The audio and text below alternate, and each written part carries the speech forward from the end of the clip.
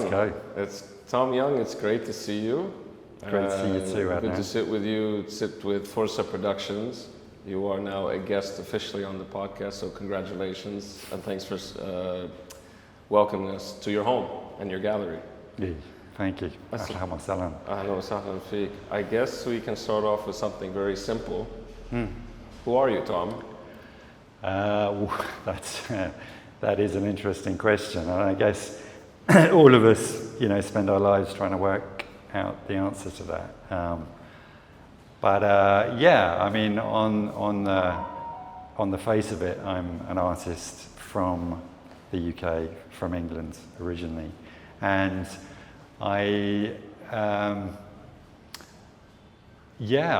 grew up in England.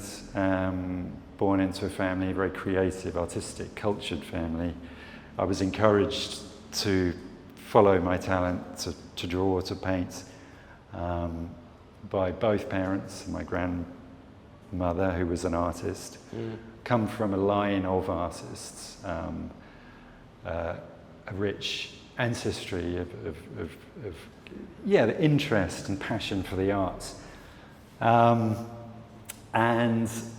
I've lived in Lebanon for the past 17 years, I think, since I first came in 2006 to do commissions for a Lebanese family in London. In fact, my car mechanic, who is Lebanese in London, he wanted paintings of his home village in Lebanon. So I came to Lebanon originally to paint, and I'm still doing it.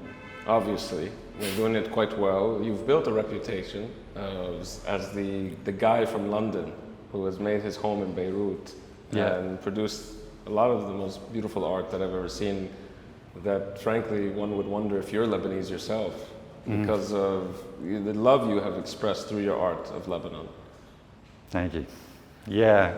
Well, that is a good point. I mean, the first time I came here, which was the spring of 2006, just before the war that summer, the first night I felt like I knew my way around. It was a really kind of peculiar feeling that happens sometimes, is that a place resonates with you. Something about the frequency of that place correlates with your own, perhaps, internal world, and when there's that frequency, when they match, there's resonance. There's compatibility. Right, compatibility, and I felt at home. I felt like I knew my way around, and I who knows? I mean, maybe as the Druze may say, welcome back. So, some of my Druze friends up in Sofar, when I did a project there, they took it for granted. Well, obviously you've been here before, and I don't disbelieve that. You don't disbelieve it. Who knows? It could be true. I'm open for suggestions. Right. I think that's the point. Is to retain that sense of wonder of what could be. That curiosity. Yeah. Exactly. So I think beyond nationality, beyond me being British and me coming to Lebanon, and obviously the national stories are very, very different of where I'm from and where I live now. Right. But I felt a resonance. I felt like something touched me very deeply here, and I recognized something that was familiar to me. I perhaps that's why I just love painting this place so much. It's a constant source of inspiration, from the suffering, the tragedy, the trauma, to the joy, the exuberance, the persistence. Yes. Going to avoid that word, resilience. Yes, try to avoid. It's a cliche, but the R word. No, yeah. but that kind of spirit, the courage, I'd say. I prefer the word courage because it's more active. There's a sense of agency, whereas resilience is a bit passive. It's something that's forced upon you. Right. And I feel that in Lebanon, I feel that spirit, that persistence. And it get kind of slightly, sometimes a bit crazy, sometimes kind of unhealthy, amnesia, escapism, all of these things in the mix. And who is anyone to judge? I was going to mention, you said courage, I was going to say bravery, because resilience, as you said, is forced upon you. So resilience is not necessarily a choice, it's a reaction. Right. And it's a reaction that most people, when it's imposed on them, they didn't ask for that. Yes. While courage and bravery, these are choices you make to strengthen one's own heart, one's own capabilities, you could say. So you have to have a good amount of courage to stay in a place like Lebanon for as long as you have, for all the different conflicts or crises you've experienced. Was there a moment where you said, okay, I think I've done my job. I think I've reached the level of bravery I'd like. Maybe I want to go somewhere a bit quieter? Yes, sure. I mean, I've asked that question many times. But I think there's something in Lebanon that once it's got you, it just won't let you go. Yeah. And I have gone back to England. I've gone back to the UK 2 or 3 times for various reasons. Yes. Sometimes I had to. I had to go back against my will, and because most recently in the war in 2024. Yes. That first stage of the war that we're still in now.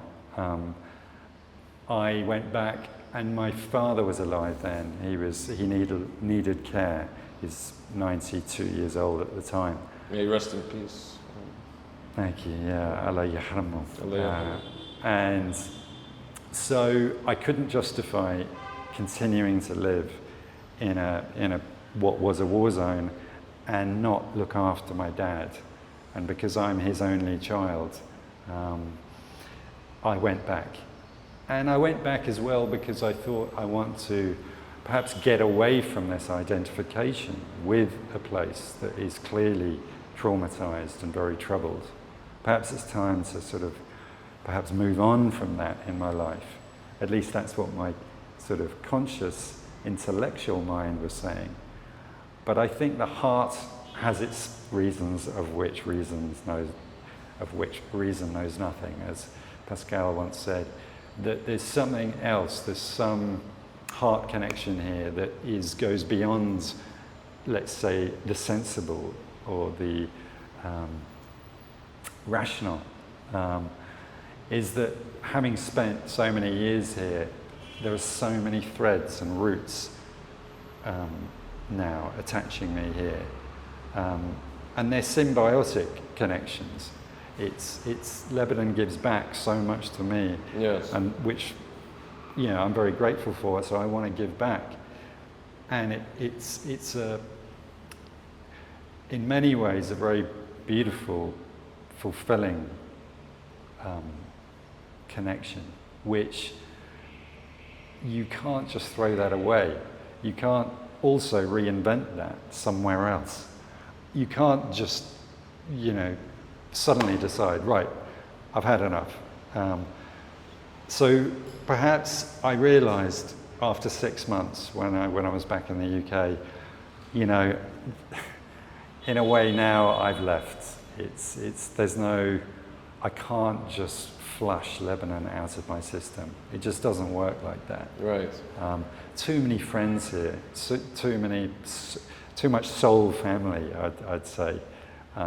Maybe I haven't got blood family here, but there's so much inspiration, really the source of my work, my art, the story of my life.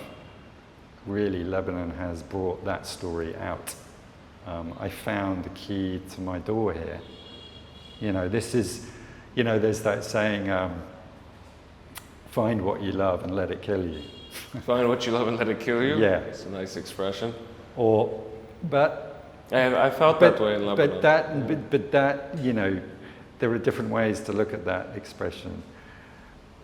Let it break you apart, whatever your ego sense of yourself is. Find out, where what makes your heart really burn with passion, and let it, turn you to ashes. I think Charles Bukowski said something of that effect. Is it you are ripping yourself apart? You're the self that, as you said, the ego tells you who you are, and reality is testing that and saying, no, you're something more. You can either burn to ashes and be reborn, or you will just stay stagnant. And the one thing I love about Lebanon, and a friend of mine who I had on the podcast said, Lebanon is a kind of accelerator in teaching you about life. It's an intensive course in this thing called life.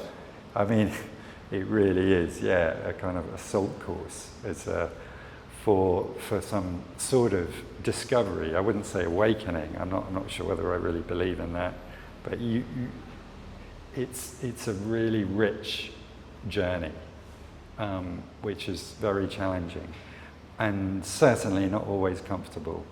No, definitely not. But, and I think, David Bowie as well said something about, artists generally make their best work when they go beyond their comfort zone. It's when you're a little bit out of your depth, that's where the magic happens. And I had to do that. I had to leave, and it ties into sort of Joseph Campbell, The Hero's Journey, and leaving your safety zone and going out into the, beyond the edge, the Lion King. I mean, so many stories feature this same structure, and I felt a kind of calling to that, and Lebanon is that place. It's not just a representation of it, but it happens. It's the very lived embodiment of it. And it sort of, I guess, when I was living in London and painting quite pedestrian landscapes, the River Thames, going to south of France, painting vineyards, that was a great apprenticeship in how to paint and how to live and survive as an artist and earn a living, which I just about did when I lived in London. But I knew I was capable of so much more. But the only way you could figure that out is to leave that comfort zone. Right. I had to go to a place that just kind of broke apart all of those structures that held me together. Literally a kind of, a metamorphosis. A caterpillar doesn't become a butterfly by being a better caterpillar. It has to completely evolve into a new species. Right, yeah, exactly. And I guess I feel very fortunate in that happened to me, and that I knew that it happened to me as it was happening.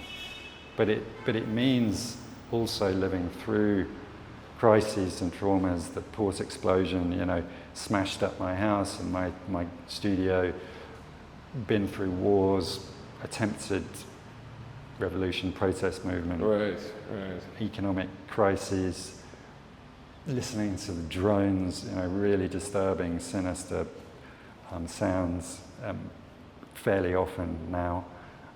It's not an easy path. But I'm walking it. Was there a moment, you talk about leaving your comfort zone, but from when you left Britain, you left the south of France, and you're here, established yourself, but was there ever a moment where you want to pick up the phone and say, Daddy, I'm coming back.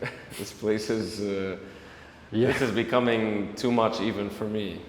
Yes. There are, usually once, twice a week I go through that. Really? Thought process. Okay. Yeah. Now my dad died last year, bless him, rest in peace. And my mother died when I was much younger, when I was 10 years old. And my sister, who was very dear to me, died about 6 years ago. So I've got two elder half brothers who are both very into art. and the world of culture, but one in New York, one in Venice. So there's no one back home, as it were, in the UK. My close family have either died or moved away. So there isn't so much, there isn't that kind of family structure to return to. Right.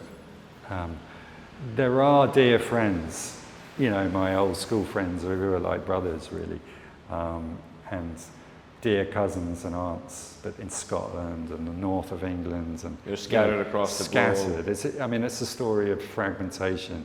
Dear cousins in America, upstate New York, but there's no geographic centre holding.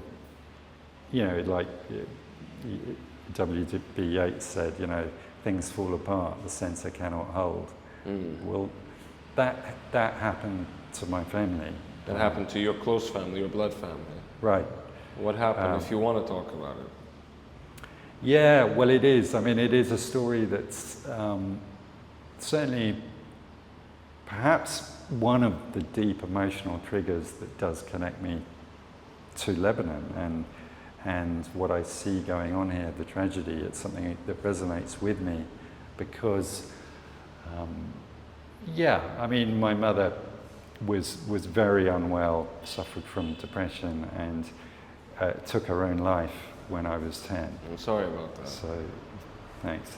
So, I think that's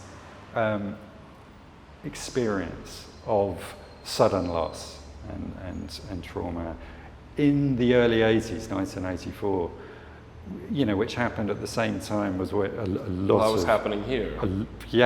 The Israeli invasion, 82, and Sabra and Shatila, and the heat that, the real middle of the Lebanese civil war, the most intense moments. So I think that there is a resonance there, there's a connection that I feel in Lebanon that does, in a way, make sense of my internal world. So that's when I say what I see on the outside somehow correlates with a lot of my internal conflicts and sadnesses. I think that still means a lot. I don't perhaps identify with it so much anymore because, the things that happen in our lives are not necessarily us. The things that happen to you are not you, because it could be argued as something, deeper and greater than that. But we can't discount these huge experiences. And then, the subsequent conflicts in my family that really never resolved after my mum died. My half siblings and the battles, Is that inevitable, sort of do you think? Unspoken conflicts that I felt, certainly, as the sort of baby of the family, 10 years younger than anyone else. Right. So I felt, I think, and it sounds very far-fetched, but the fact that Lebanon is this, to some extent, very small and fragile place with a big heart, but trying to find its identity, trying to find its sovereignty, but with these much bigger brothers surrounding it, fighting their conflicts through Lebanon, as they are, today. I can hear the drones this morning. That resonates with me. I feel an empathy for Lebanon, caught up in this much bigger conflict. Do you feel that Lebanon as a country, as you said, the sort of big brothers or the big players facing each other off within Lebanon, do you feel that lack of agency kind of resonated with you at a time where maybe you didn't think you had any agency? Very much so, you put that very well. So, I see the sort of geopolitical as also being, a reflection of the sort of the internal psychology of and that's sort of projected on a grand scale. Yes. It does resonate. So Lebanon's struggle is something that I feel, and it really breaks my heart to see what's happening in the south now. I find it deeply distressing to see land being destroyed and poisoned, and people losing their homes, and land, who knows? Is it being given away? Is it being lost? I mean, it's the tragedy of that. So I've been recently paintings about what's happening in the south. Yeah. The village of Yaroun, where I've got friends, which was a largely Christian majority and Shia Muslim minority, a village which embodied that coexistence and a kind of historic harmony.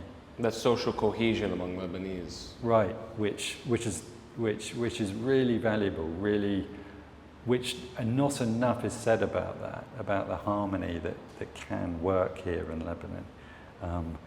But that's now been completely erased, the whole village, and with ancient sarcophagi and biblical remains, just demolished, obliterated by the Zionist machine. Absolute tragedy. So I've been painting pictures before and after, and also my friend, the journalist Amal Khalil, who used to write to me about my work and wrote about my work and my exhibitions in Saida, in the Hammam Al Jadid, which is ongoing, by the way. My exhibition Saida? In Saida, in the ancient, in the old souk of Saida, with the Sharqi Foundation, Sharqi, and my work. I paint about this. I respond to it. I feel it, and I feel like it is important as an artist to be a witness to that, to process some of that loss and that pain, but also some of that joy and the beauty of these places and the spirit of these places.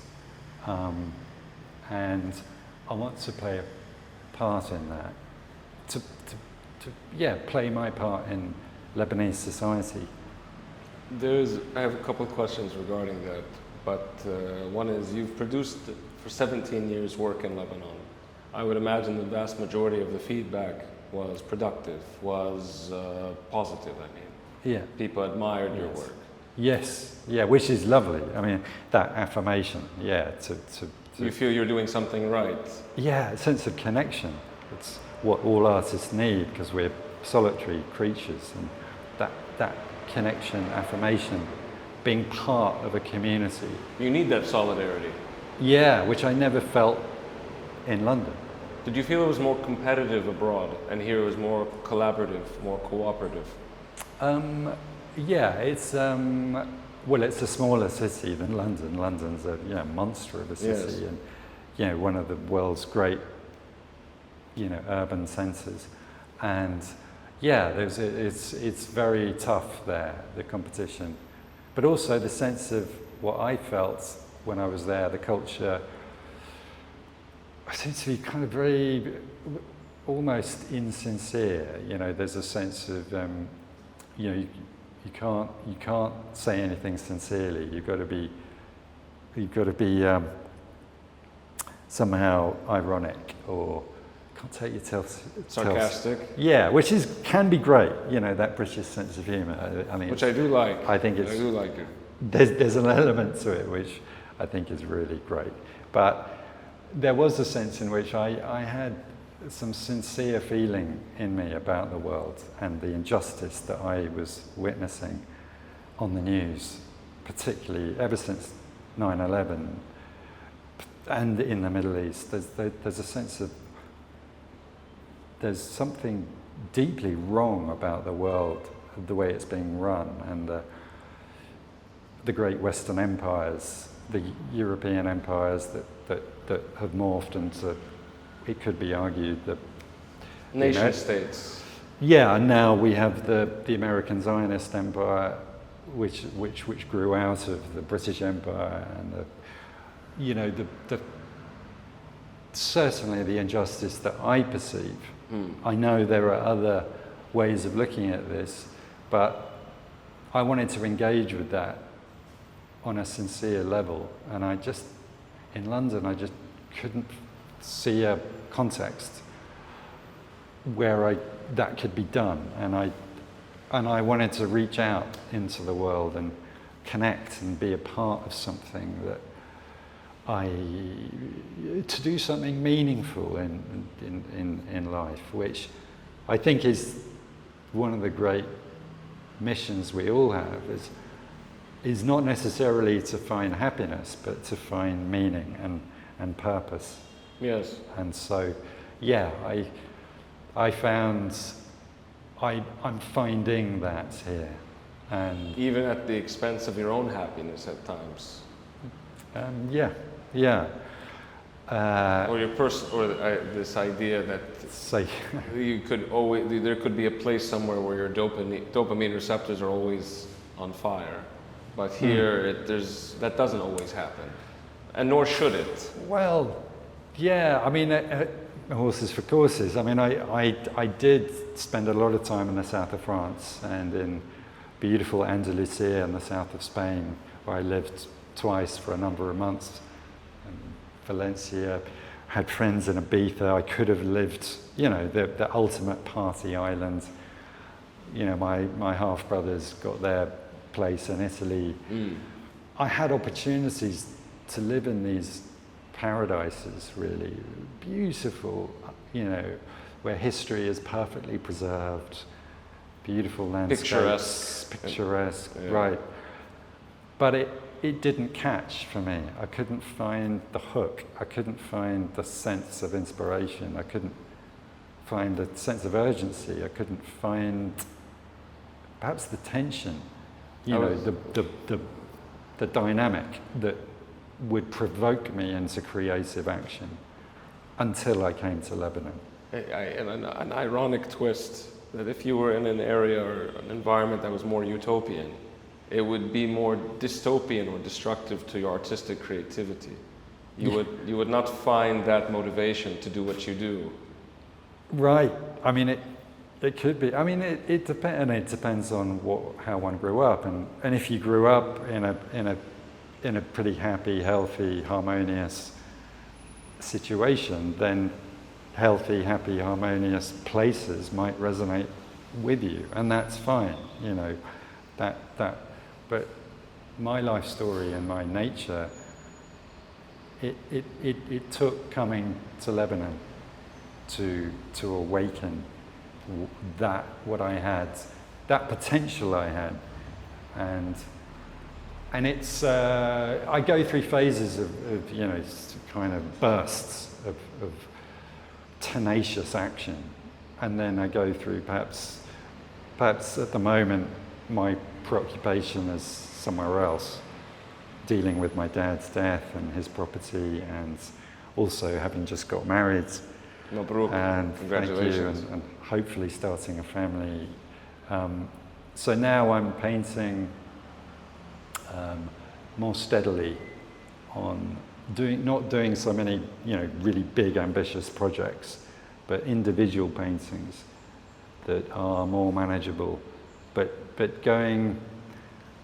shifting from the tragedy and the loss in the south, and working with children, displaced kids, as well as children in more affluent schools, but just working with kids, doing projects for education, as well as doing paintings about the beauty of Lebanon. I was going to ask you, well, is resonating with tragedy inevitable for you? Or is it a sense of, I want to contribute somewhere to make someone else's life better, therefore it also helps me kind of fight my own demons simultaneously? Is it, the one thing I notice, even myself, people from abroad who come to Lebanon with this intention of, I want to serve and help this place, typically have a background that resonates with them. Would they feel they feel a sense of solidarity? It's like what's happening with Palestinians. If something is wrong in their own life, they must want to help others in their own problems. Yeah, it's the classic, wounded healer type sort of syndrome. Yes. That's I would say that applies to me. But in the end, there is a potential danger to that. Absolutely. That is slightly tied in with the colonial idea of, I can help, But who invited you anyway? And it can be condescending at times. Patronizing, Patronizing, yes. I know best because I'm from the West, and this is how you should be behaving, and there is an arrogance to that, some potentially, but I think it's good to be aware of that, and I approach it in that I've got as much to learn, particularly from the children and the kids that I work with, displaced, or kids who have cancer, or orphan kids, refugees, and them and their families. I'm no better at all. I'm learning. It's an exchange, and hopefully we can give something positive to each other. If you're conscientious about it, then you can't really approach helping others with a sense of arrogance, with a sense of, I know better than you should just listen to me. You approach these things as a student of life rather than a teacher. Yeah, yes, absolutely. Or as a collaborator. I prefer, the word collaboration when it comes with kids, working with children. So it's a two-way street. It's an exchange. And what has Lebanon taught you even more recently? It's tested your way of thinking about the world, hasn't it? Changed many times. It can't just be one moment. Oh yeah, every day, we go up and down, and one day I'm just running for the hills, literally, You might get up in the morning and the sound of the drones, or during the war, the bombs in Dahiyeh were, and I'd just go up to the mountains and sometimes with my wife, or we'd go up the coast to near Tripoli, where my wife is from. Right.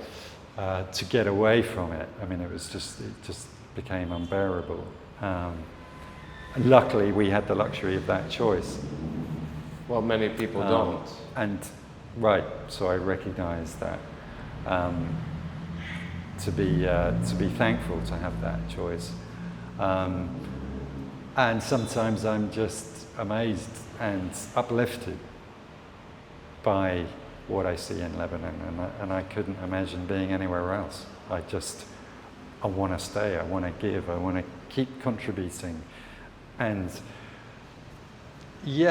standing up for what I perceive to be a sense of justice, and bearing witness to injustice and the criminal destruction of people's lives and heritage monuments, particularly in the south. The bombing of Sur, the damage to antiquity, the Roman temples, and the all over the south. What's happening? So but then again, not always to go down the dark side, but I'm doing a series now about the beautiful urban rooftops of Beirut. There's the minarets, the churches, the red roofs, the contrast of the old architecture and the meeting with the new. And the new, that wonderful architectural, kind of chaotic architectural mosaic that makes Beirut so special. And just to paint the beautiful light and the sense of space and the sense of warmth that often I feel here. And that is quite a schizophrenic way of It's a yin and yang, you could say. Yeah, or as my dad used to say, yin and yang. Yin and yang. Did he ever did he ever find his way here? Oh yeah. My dad loved Lebanon. He came here 20 times. And he used to come and stay here 3 times a year. Really? And we went on many journeys all over Lebanon, north, east, west, south, staying in many places, as well as the surrounding region. We went to Syria before the war started there. So before 2011? It was 2011 we went in February to Aleppo, and he went to Damascus and the south. We went to Egypt, Sinai, Jordan, many beautiful places together. But no, he loved Lebanon particularly because I think, for him, like me, he recognized that it's a very precious, unique place in the world. A place of liberal expression in a region which is, let's say... Where there's limits, usually. Yeah, where expression is limited and culture is more conservative. There's a sort of exuberant freedom in much of Lebanon, which both he and I really admire. And also, the landscapes, the mix of cultures. One minute you could be in the south of France or Italy, the next minute you're in, Saudi or Tehran. It's more about that. Sure. But did he ever? In another way. Was there a moment in one of his trips, or maybe his first trip here with you, he said to you, "Son, I see why you like this place. Totally. Don't come back." He totally realised. He didn't really understand the deep emotional trigger necessarily, because that was something about his past that was too painful for him to really address. The death of my mother and the circumstances surrounding that, but he totally got the positive reasons why I like Lebanon, why I love it here, and the wine and the wonderful history, the classical music concerts. There's always something to do food. here. That's what I love about at least this city. There's always something to do, something fun happening. Right. Oh yeah, it is amazing. I mean, even in the, most difficult, challenging of times in which we live, still there's just great things going on. Orchestral concerts, gatherings, poetry readings, art festivals. So I love that. But there was something that connected my father. Here is that he became a historian, and so he started collecting books about the Levant and about this region of the world, the Middle East or West Asia, perhaps more accurately, and Western travellers here. And when he retired from being a judge, he was a criminal court judge in the UK, in England, and he started to write lectures about history of Lebanon. And this was after he had been doing a PhD, a DPhil, in the history of Armenia. And one of my projects involved discovering a beautiful old abandoned mansion and finding the archives and photograph albums and diaries and letters of an Armenian family who had survived the Armenian genocide in 1915. You have some documents, don't you? We could talk about it. Right. You want to show it? And this story connected my father's research at Oxford University and in Yerevan. He'd been studying in the archives there. And then my work, quite separately, intersected through this old abandoned house in Beirut, which became known as Villa Paradiso. Inside the house, I found a number of documents, many of which have been returned to the family, who I tracked down there in Baltimore and New York. Any of them in Lebanon? No, they all left at the beginning of the Lebanese Civil War. But I found they were a family of musicians, like many Armenians are.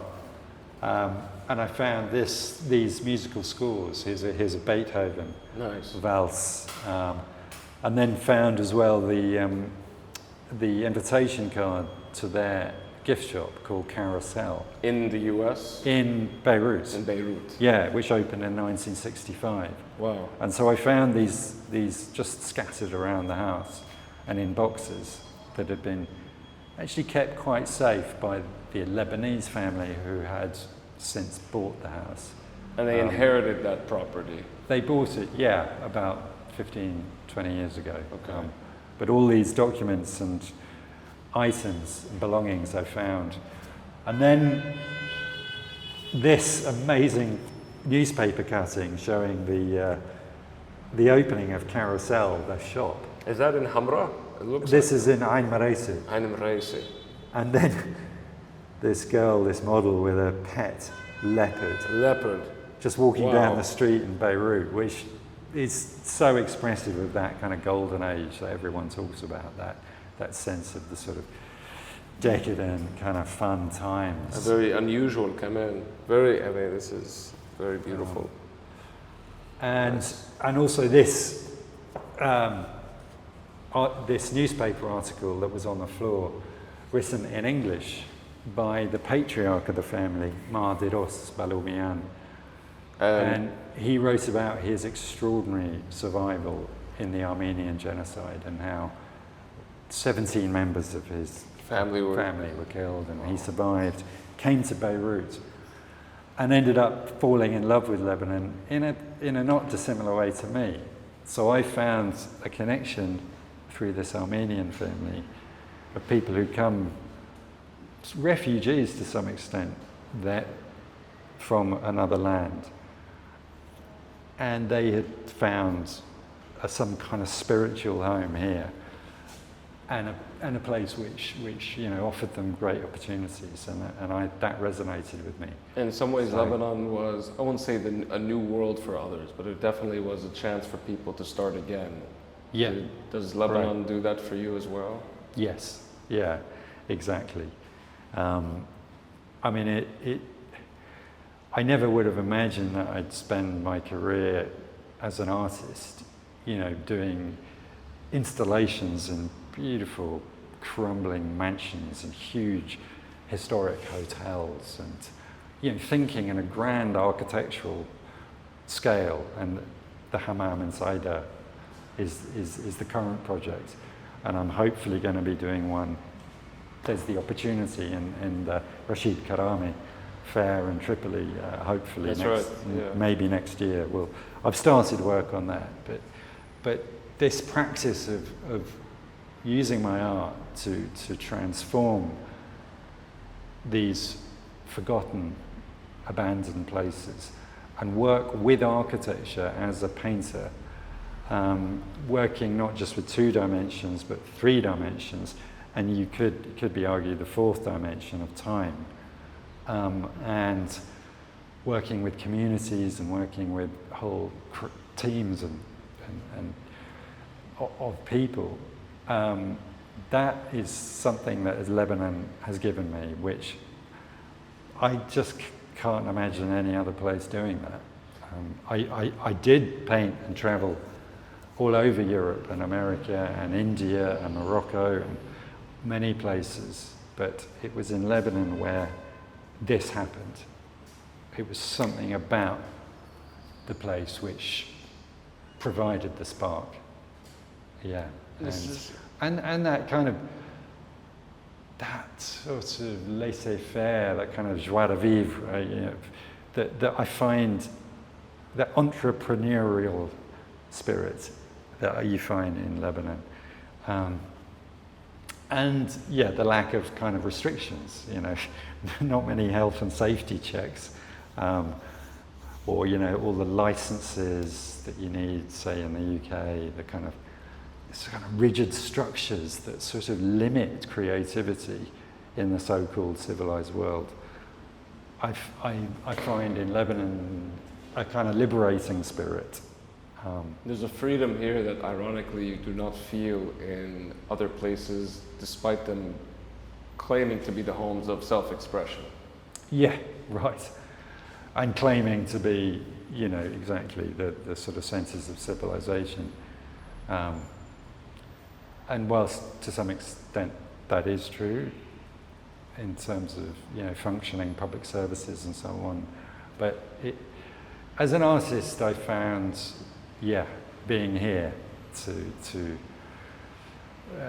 being more conducive to practicing my art. So it's tough at the moment because of the crisis, because of the ongoing war, and because of my own personal circumstances. Sometimes there's a feeling of inertia that creeps in. There's a feeling of, is this really working anymore? But I feel that also it's just sleeping to some extent. But the point is, when your high energy work is to some extent having a rest, you've got to stay in the game. You know, you just keep showing up and keep painting, and keep doing what you do. Find some extra gear, and that's what I'm doing at the moment. I think you and I are kind of in a similar situation where I'm grateful to be in a privileged position to do what I do, which only makes me want to, only further encourages me to keep doing it because we're in a situation. Yeah. But you're not Tom Young who showed up to Lebanon 17 years ago anymore. You're Tom Young 17 years later, now married, established, and hopefully, God willing, a family on the way.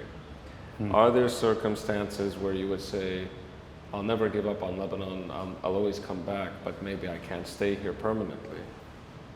Well, I think if we do manage to have a child, then maybe whatever would be in the best interests of the child. So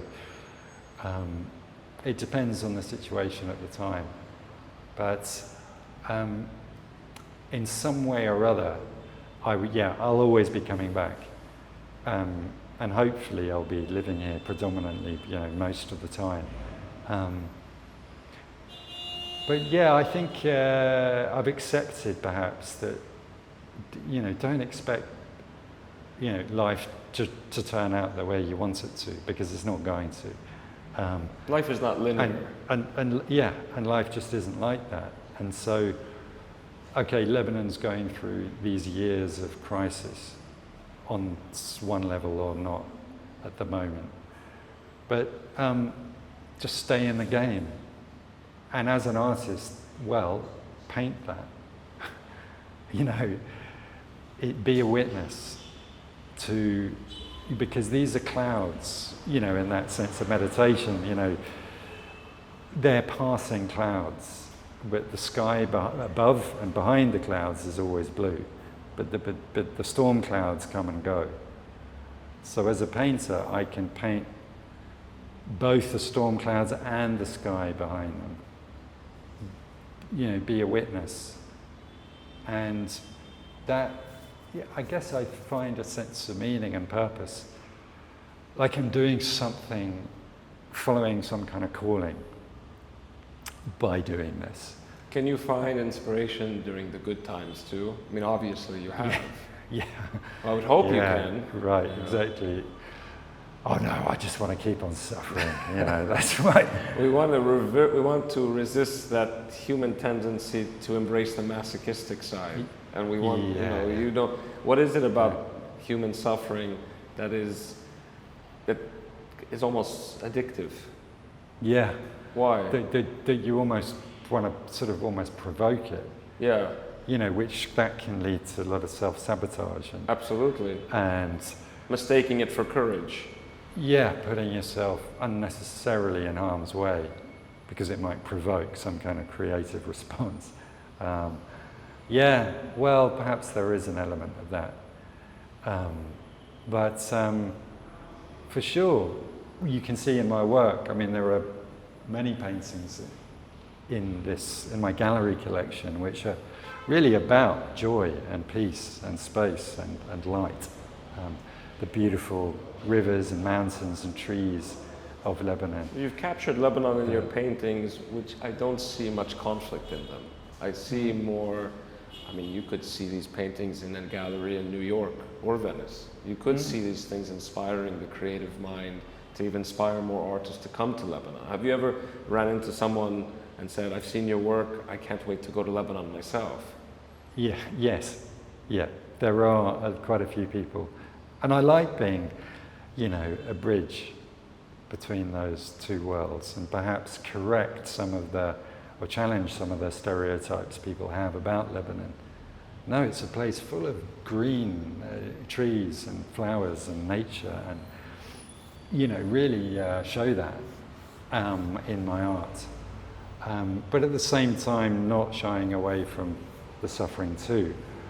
So I paint, I painted a lot of pictures about the attempted fawda and the social discontent, the protests, and after the explosion on 4th of August 2020, when this very gallery was really smashed up. That happened? I was called to a meeting in Saida that day. Really? That day of all days. I'd been at home or in the studio almost every day for 5 months, apart from that afternoon. And so, there was someone looking after me that day. Said, you need to be out of town today. And I went for a meeting, preparing the exhibition in Saida, which is still going on to this day, open every day for the past 6 years. I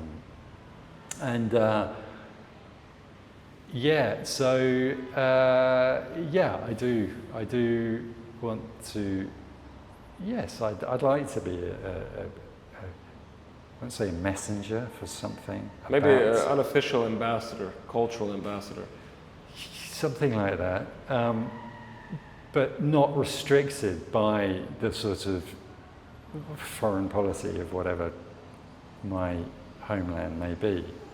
I can challenge some of those ideas too, and show compassion and solidarity with people who are suffering at this time. And so it's, I mean, there are paintings as well, not just about Lebanon, but I've done a lot of work about what's happening in Gaza as well. And I think you just can't, as an artist, as a sensitive person, you just can't ignore that. I mean, it's impossible. To say nothing is to say something. That's right. I mean, it's just a kind of, we are witnessing something truly, truly horrific and unjust in our lifetimes. And I'm bearing witness to that, and I want to make art about it in my own way. But perhaps my art is based on a sort of formal aesthetic of a certain kind of traditional composition, with a foreground and a midground and a background and a kind of narrative structure which is quite traditional, borrowing heavily from Romanticism and Impressionism, but with social realism as well, and some surrealism when it comes to, huge flowers bursting across the sort of urban landscape in some of my work, and mixing different cities, London and Beirut, or London and Gaza, shifting between two cities to deliver some kind of message. But so my art is I suppose quite comfortable for the eye, because maybe I want to find a sense of peace for myself when I paint. So it's a sort of self-medication and a processing of emotion, as well as an empathy and a prayer. I think it's a form of praise as well. It's all sorts of things. You don't want someone looking at your art and turning away and feeling this is a bit morbid, this is too much for me. But you want people to understand that there is something going on here that you need to be aware of, but something good can come from that. Right. If there's, yes, it is. It's. I mean, some people do find some of my work depressing and sad, and really? it's a bit spooky and. Oh no, we don't like that. We don't. That's touching on a nerve. I do get that criticism. Why? Well, some of the more confrontational stuff that's dealing with the war, with the conflict, with the suffering, with South Lebanon, Gaza particularly. Some people don't like it. They don't like where I'm coming from. And that's understandable. That's fine. People are free to feel that way. And then most of my work is about the beauty and the light, and some people also don't like that. Because they feel now you're not being sensitive enough. Like, why aren't you shining a light on the problem? Right, it's too sweet. You know, so you can never win. You're comforting the comfortable and ignoring the discomfort. But then, the other approach is to disturb the comfortable and to give comfort to the disturbed. Isn't it? And there are different ways of working, and you're never going to please everyone. I guess that's exactly right. When it comes to putting yourself out there for the public to critique you, and everything is a motion of feelings. You will not make everyone happy, but you will not make everyone displeased with your work. And I think you have produced more of a net positive in Lebanon. But was there ever a moment where even you felt like maybe someone had a point in their critique, or you felt, no, it is what it is?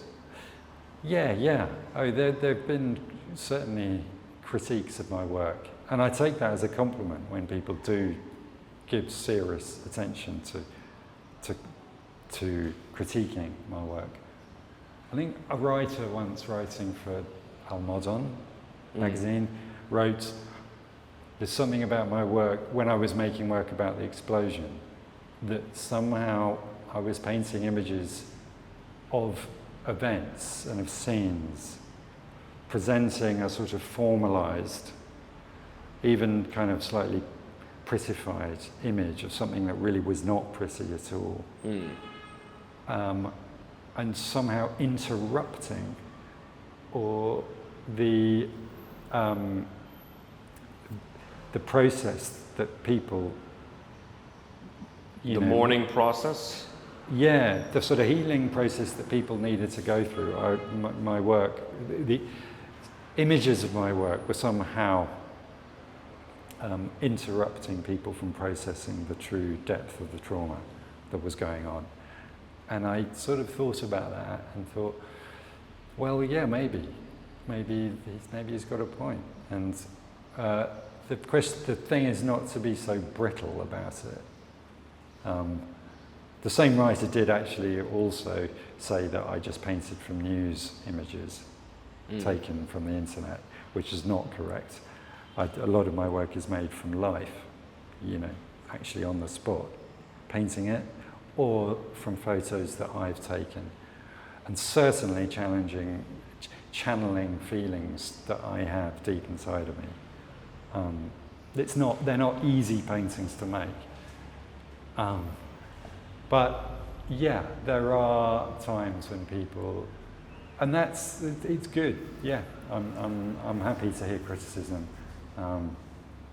and as long as it's constructive and well thought out. I don't think you've ever experienced a hit piece, have you, Tom? A hit piece on your work. A hit piece. I don't know if that's the right phrase. Someone like attacking your work. Like well, that article was generally quite critical. Okay. That I had an exhibition not less, kind of criticised artistically, but one exhibition I did was actually censored and banned from public viewing, which was... Really, in Lebanon? Yeah. Of all places? Which was a surprise, but also showed me that I was touching on something that was interesting, and that propelled me into more research. I did an exhibition in the administration centre for Dar al-Aytam al-Islamiyya in Zarif, a beautiful big red mansion, which was the former British ambassador's residence, and it's where this maverick British general called General Spears lived. That's right. And him and his wife, Lady Spears, who was a pioneering nurse and artist and women's rights activist who kind of ganged up, so they say, so it could be viewed with the Lebanese independence movement. And their actions contributed significantly to the declaration of Lebanese independence. In the 1940s. On November the 22nd, 1943.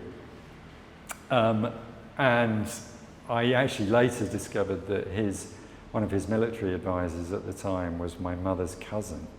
Interesting. Sir Giles Isham, which is bizarre because he actually introduced my parents. My parents met in his house in Northamptonshire in England, so I wouldn't be alive without this guy who was in Lebanon in 1943 at the height of the Lebanese independence crisis. And I knew him as a young boy. I knew this man. That was a crazy connection, but that's another tangent, but which is a sort of family connection to Lebanon, which I only found out 4 years ago. Really? I had no idea. So, Lebanon's full of these stories, these narratives. You open one door and another door opens and another door, and if you dig deep enough, you'll find all these stories that will start connecting together. It's quite extraordinary. So in a funny way, Lebanon kind of gave you a chance at life? Yeah. It was a little sign that, okay. You're in the right place. You're on the right track. But anyway, that story, I painted a lot of these portraits of the political figures at the time, the Lebanese and the British and the French, Churchill, de Gaulle, and Riyad al-Salah, and Bashar al-Khoury, and Adel al-Saydan, and Kamil Shamoun, and all the independence leaders. And I did all these portraits, but the institution of Dar al-Aytam felt that they were too controversial because this was a political story, and they didn't want to have any kind of controversy in their property. Because what I was really doing was doing a joint exhibition with the children of Dar al-Aytam, the orphans, who are cared for by the institution. And I worked with them for 6 months, and we produced together, a whole exhibition of their work and my work. But the story, the magic of the story, which actually the kids loved, particularly when it came to figures like Asmahan, who was, a double, triple agent, who was, many say was very close to the British, but also was, had her own other connections, and we won't go into that now. Yeah, maybe another time. But, these stories were sort of magical for the kids' imagination, and the fact that just down the street was where Fayrouz grew up, and Fayrouz was literally growing up as a little girl on the same street when General Spears was living there in the early 40s. So I made these connections, but this history was deemed a bit controversial, tricky for the institution. So the portraits were removed, and this was an amazing. That story kind of also provided me to confront, let's say, the history of colonialism as well, and my own country's very damaging history in the region, but also some individuals who appear to stand out from the crowd as perhaps more humane individuals within, the umbrella of a damaging colonial machine, and sort of explore that. And I'm still exploring that in my work. In your work, do you ever feel a sense of duty, a sense of responsibility to undo certain things that you found historically unjust, conducted by the British Empire? Absolutely, yes. I'm very aware of the extremely damaging effects of my country's history, and it's impossible to avoid that, particularly in this region, particularly in West Asia, shall we say. And I think one has to confront that. And I think I was always drawn to addressing that, to working in a part of the world where perhaps I could do something positive, to do my own little bit, maybe to rebalance or to redress some of that, to show some empathy, to reach across the divide, we grew up with this concept of the other, that Edward Said talks about in Orientalism, and that book had a great effect on me. I think some of my work is guided by that. And you might call it a sort of post-colonial guilt, maybe. I never liked that phrase. But I don't know whether it is that. Yeah, I think it's maybe wanting to work on the right side of history, wanting to show solidarity, to be a bridge between worlds, to honour something deep inside of me and do something positive with it, and keep going. I hope we keep going, and I suppose we can close it here. Tom Young, thank you so much for sitting with me, talking about your life, your work, and hope everybody who watches this will follow what you do. Is there a place that we can follow your work? Yes, sure. You can come. You can see my work on my Instagram page, Tom Young Arts. Right. My website, tomyoung.com. And you can arrange to come and see the gallery. You can come by making an appointment in Jamaizi. And also my ongoing exhibition in Saida in Hammam Al Jadid, Revival and Roots exhibitions there. It's let's keep going, let's keep creating, let's keep building,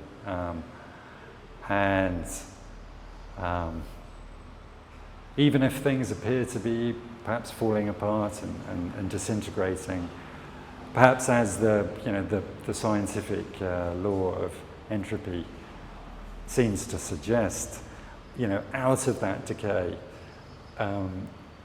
great sparks of creativity can fly, and it's in that area, as the waterfall gushes over the mountain and the water splashes everywhere.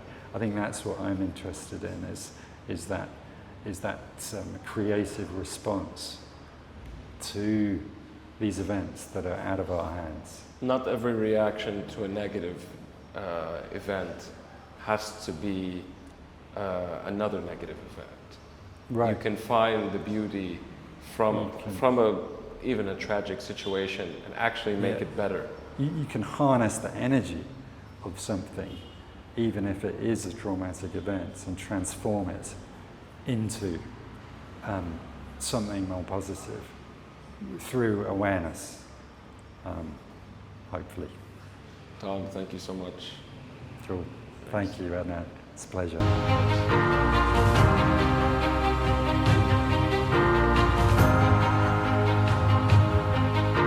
I do have one last question on the Holiday Inn, Tom. Did you ever give your opinion on how this should be dealt with? I've always wanted there to be a public discussion about the future of it. I think that would be the right thing to do. Yeah, right.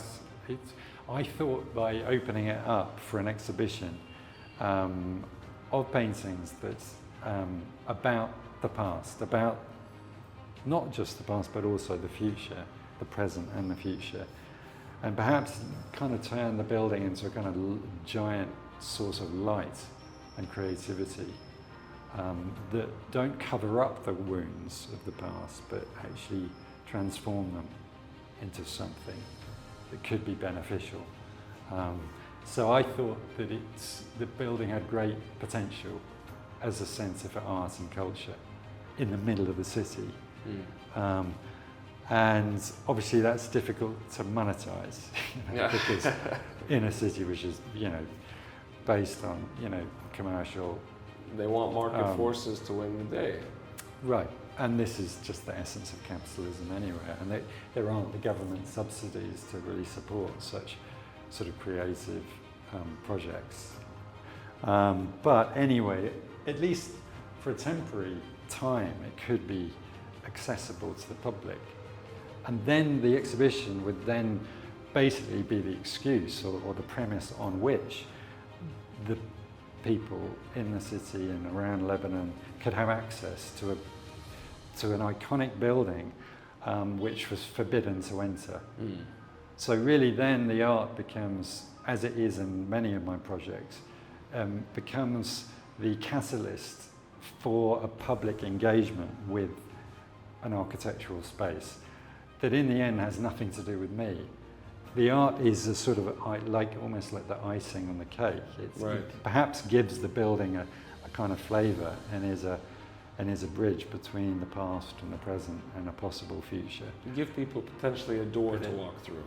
Right, and then people become, the audience and the visitors become actors on their stage, and the building is then, to some extent theirs. They have an access to the history from which they have been,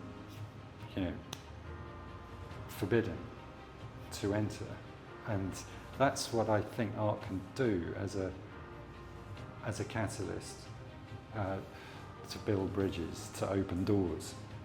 Well, it was another historical piece that you had beautifully painted was this train, which caught my eye as well. Yeah. This is the Rayak train station, which I think my dad certainly my grandfather would have ridden. Yeah. And are there still tracks in the Bekaa? Is the train itself obviously not operating, but itself, the old model, still there? Wow, it's one of the biggest train service factories in the world. There are many huge locomotives literally rusting in this incredible place in the middle of the Bekaa Valley. And Riyadh was important because it was really the train junction of 3 continents, where trains from Europe, Asia and Africa used to meet. In this location? Yeah, and trains and locomotives were serviced in this place. And it wasn't just a train station, but it was a train factory and service yard. So they were building trains? And servicing them. And then changing lanes from the Beirut line to Damascus, and then from the Damascus line to Homs and Hama and Aleppo, and then eventually Istanbul, and then eventually Paris. Wow. And then, so it was a kind of global centre. And that incredible history, which supported a whole community of people, has been lost and is now in ruins. And so I did an exhibition in the train factory itself, and exhibited a number of paintings evoking that magical history. And then at that exhibition, train engineers were invited, actually from Italy and Germany and France, who were coming to propose a new train system. Similar to this one, but a modern electric trains. Right. But the government at the time just failed to turn up. There was the usual dysfunction. It just didn't really catch on. and who knows why, political, infighting and da-da-da. Are you optimistic it could happen? There's this NGO, Train Lebanon, a guy called Carlos Nafah, who's really doing great work in this sort of area of public transport. But I was interested also in trains and the train station being an interesting public space where everyone has a common purpose. So it's good for the environment, less cars, less fumes. It's where we need to go as a society. But also when people are divided by class and religion, everyone on the train has a common purpose. Right. You're all equals in this train. Right. Whether they're, Maronites or Sunni or Shia or Druze, it's a public space beyond, a sort of religious building. I'm going to ask maybe something slightly controversial. Do you think sometimes when you make everyone equal in one space, there is actually resistance from some classes as well? Yeah. Like, I don't want to be equal to others. Like, you can start seeing the dark side of people come out real fast when you say, hey, listen, you're going to have to sit next to this person. Well, definitely. I mean, that happened in my exhibition in the Grand Sofar Hotel. Really? Because the place was once one of the great, hotels for the elites, for the rich. And when I did the exhibition with the Sorsok family, Roderick Cochrane, and we opened it up for the first time since it was ruined in 1975 in the Civil War, the sons and daughters of the elites, the very wealthy who remember it in its heyday, came to the exhibition. But then because I opened it up free of charge, or we did, and I did workshops there with some poor children, refugee kids, orphans, there were all sorts of people coming to the exhibition that were not from the elites. It was problematic. Really? I got some comments, why are you allowing these people in here? It's not what it used to be. It was a challenge to that. Yeah, sure. It's an awkward tightrope for me to tread, because in many ways the people who buy my paintings, of course, are, for me to earn a living, come from that elite. But what I want to do as a humanitarian, a person interested in humanity, is to some extent challenge the very structure that supports the capitalist system, which enables me to earn a living. So you have this internal conflict going on. The ideal version of the ideal outcome that you would like to produce, but also dealing with the reality of you have to also live off the system that you're frustrated with. Or maybe elements within the system, maybe not the system itself. Right. It's a paradox to navigate, which there's no easy answer to that. Still searching for it. Yeah. Out of all the things, I guess you would love, these are all your first children, your art is your first child, but is there a piece of art that sometimes you can say, it's not your favorite, but really you derive inspiration in the day more from one than the other? Well, yeah, it's difficult to say really. In this room, there are paintings that mean something to me. The portrait of Amal Khalil. Yeah, Allah yarhama. Allah yarhama, great lady who loved my work and was a really good supporter. You knew her? I knew her, and she wrote about my exhibitions. Wow. She used to write lovely messages to me about what I was doing. So I felt I wanted to honour her in this painting. The village of Yarun. We talked about it earlier. Yeah. Yes. And then, this big one behind us, the one of Beirut rising from the ashes of the explosion. And perhaps also the paradoxical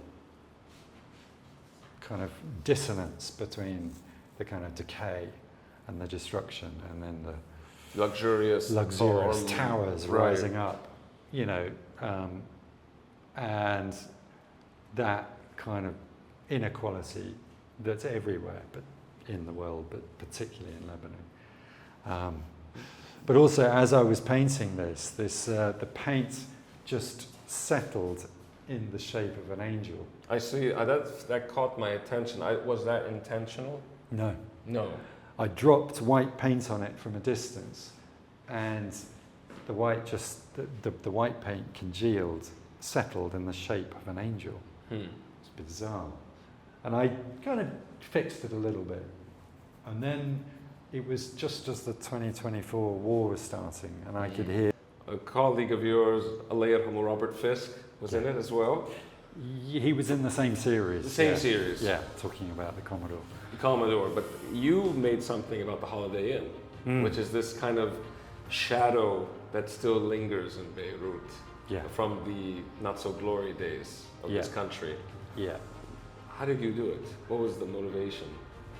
Yeah, well, I mean, as a building, it's such an iconic structure, but also the fact that it's, you know, it's like a kind of giant tomb of kind of unresolved pain in a way, and that kind of history that people want to forget. And I think that also resonated with me in terms of my own life.